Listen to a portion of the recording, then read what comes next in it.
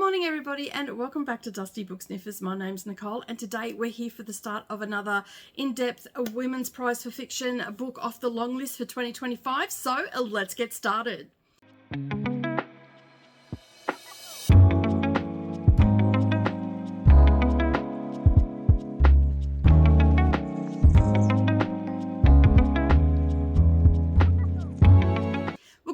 Good evening everybody and welcome back to the channel. Thank you for taking some time out of your day and spending it with me while I prattle on about the next book that I'm going to read and also my thoughts as I'm reading it as well. Alright, so I actually don't know what I'm going to be reading today, so let's spin up the book and find out what it is so we can get stuck into learning all about this book. Alright, so now I'm going to spin for my third book. Let's find out what I'm going to be reading.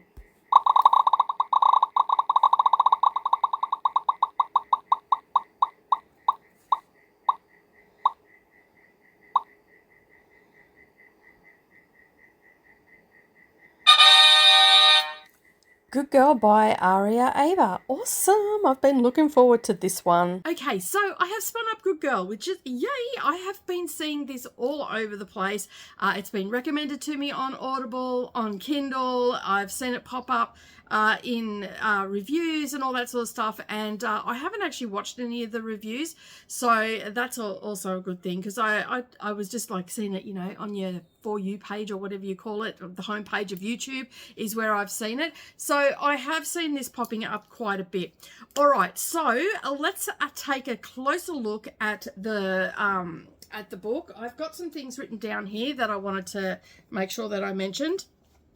Okay, so this book is a debut novel. It's set in Berlin. It is by Aria Aber, and as I said, it is a debut novel. It is supposed to be, from what I can tell, it's supposed to be a really gritty sort of book where it is looking at like drug use, violence, racism, all that sort of stuff. Now, I do know that this is a daughter of refugees from Kabul in Afghanistan. So we're in the Middle East and we're looking at that. So I'm guessing there's a little bit of a theme happening here with the book so far that I have read or about to read. So it'd be interesting to see if that keeps going on through. It just happens to be the books that I've spun up, so that's where I'm at. So it's quite interesting. So far I've been in Iran, I've been in Iraq, and now we'll have Berlin, and also some reflection back for Afghanistan of her parents, I assuming, fleeing from Afghanistan. So now the main protagonist in this book is a artist, and basically we're taking a snapshot of the author's taking a snapshot of her life over a course of a year, partying and basically finding out a little bit about herself and all that sort of stuff. So it is supposed to be a medium to fast-paced book, so we'll see if that rings true.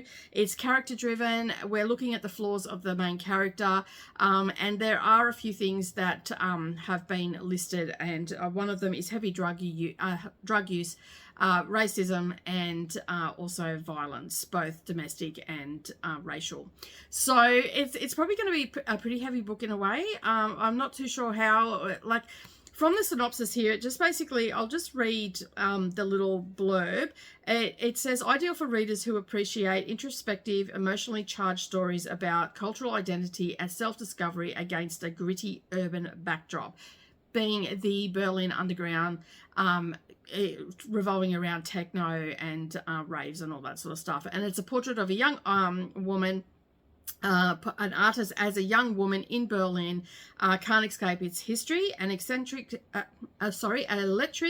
debut novel about a daughter of Afghan refugees and her year of nightclubs, bad romance, and self-discovery. So it sounds like we're in for a little bit of a ride. Probably a little bit of spice in this one as well. I don't know that I've ever come across any books that have been extremely spicy on the Women's Prize, so I'm not expecting a lot of spice. Maybe, you know, uncomfortable for some, for others be nothing. So it'll be interesting to see how it plays out. So I'm going to head off. I'm going to endeavor to read this today and get it done and dusted. I've got a pretty slow day today, so I'm happy about that. And yeah, I can just cruise along and get as much as I can read of this. And I'm reading this on my Kindle, and if it turns out to be okay, I think I might actually get it on the audio. We'll see how we go. But anyway, I'm going to get stuck into it, and I'll be back with my first check-in, usually around the 100-page mark, and I'll let you know how I'm going. All right, so I have got to about 120 pages right now, and yes, there is a lot of drug use in that. I will just say that off the get-go. And this girl is making some pretty daft choices, in my opinion.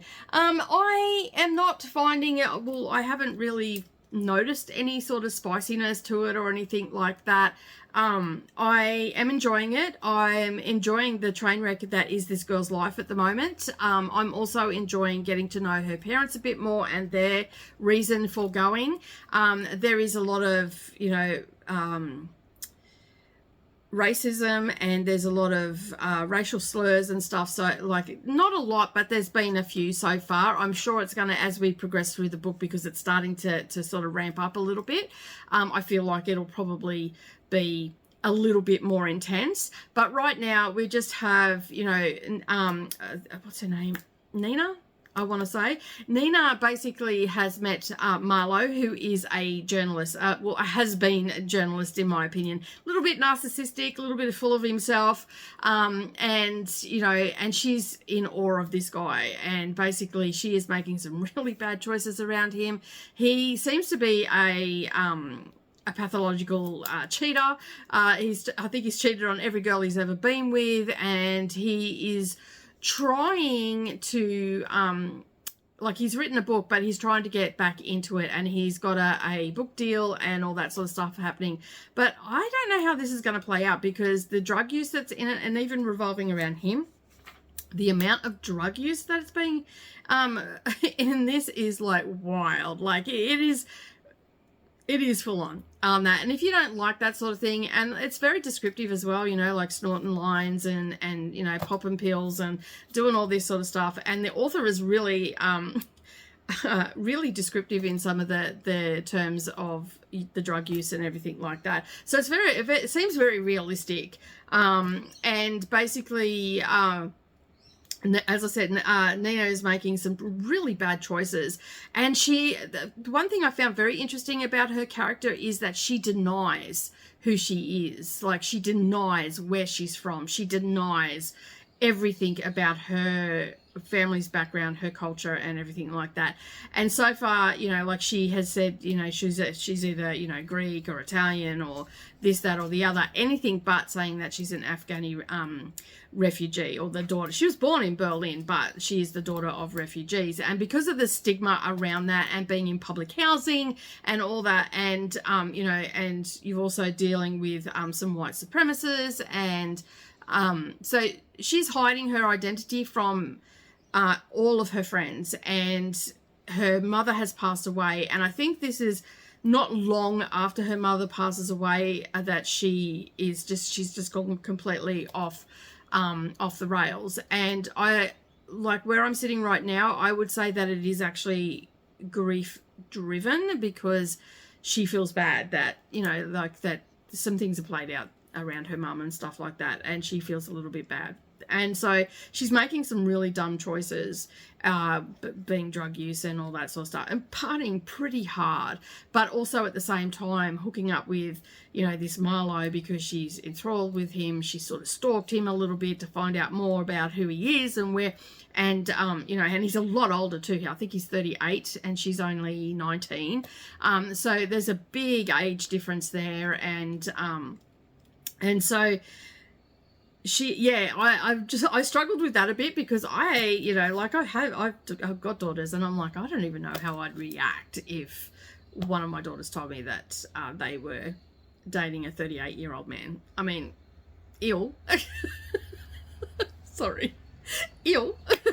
It's all I can say. From a 19's point of view, I can honestly say when I was 19, if I think back, I don't think I ever looked at older men at all. So, yeah, like it was just, yeah, it was...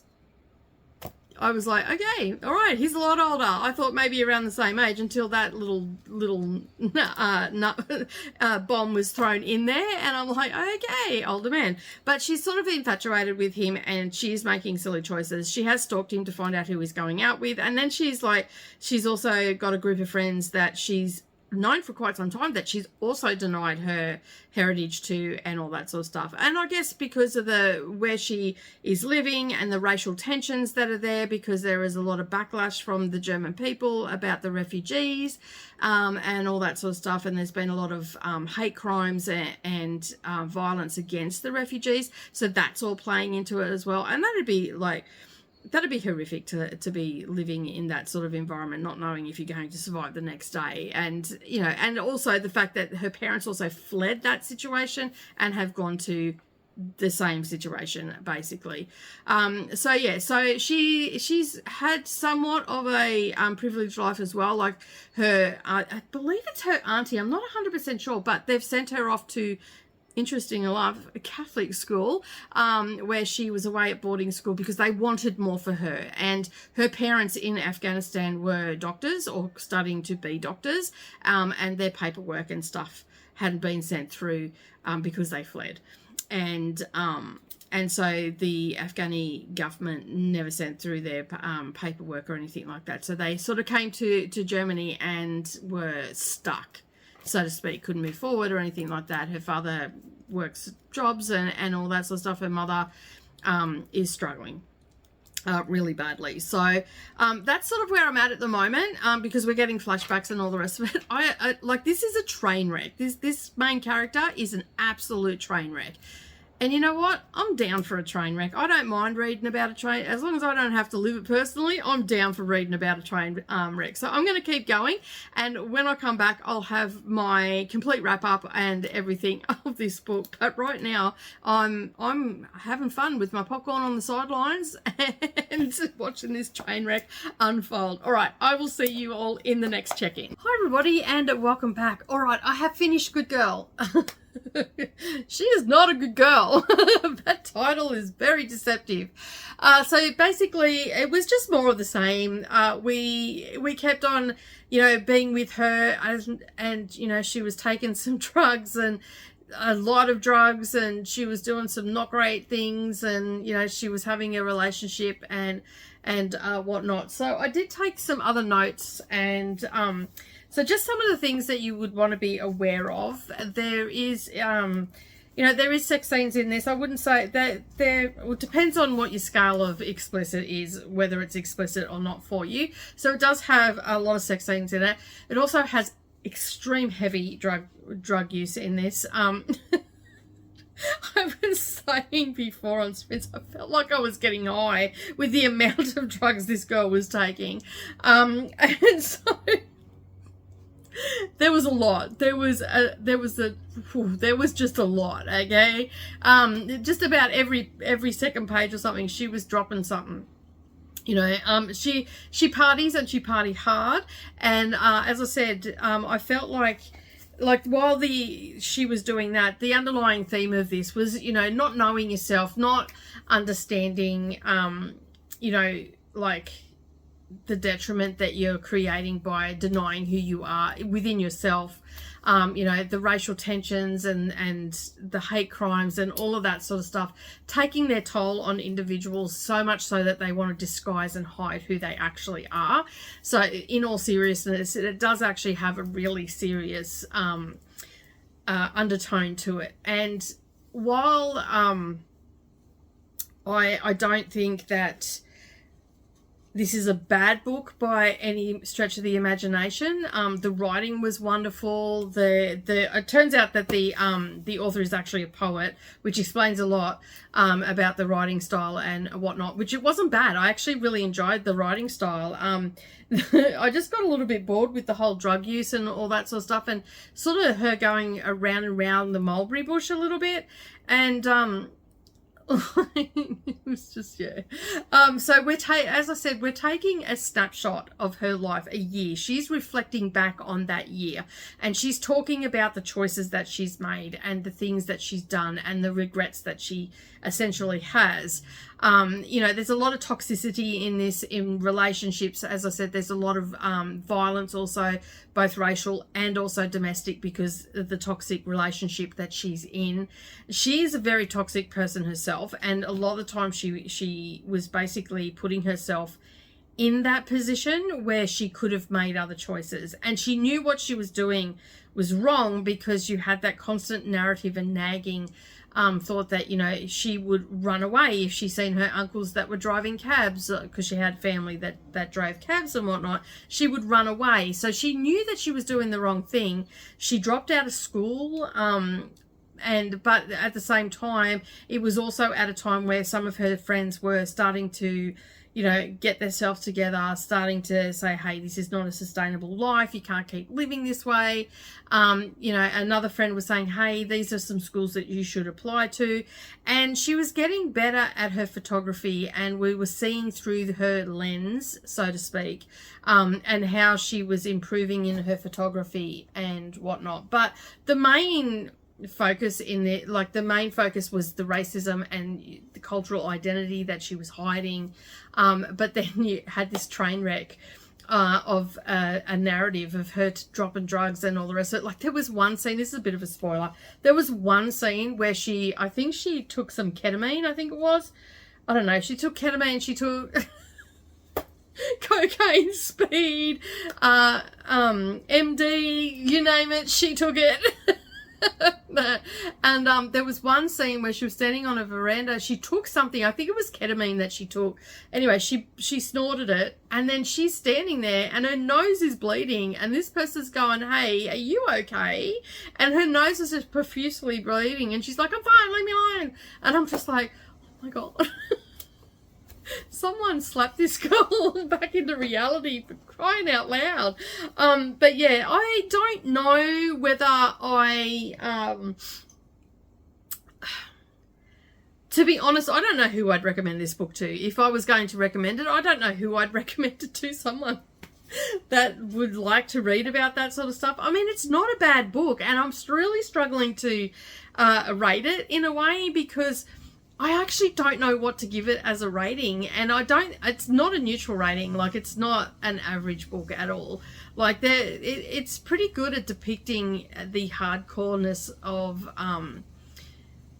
you know, people getting into drugs and just going hard at it, and, you know, and dance, all the techno and all that sort of stuff. So I can understand that, that aspect of it and whatnot, but yeah, like I said, I don't know who I'd recommend this book to.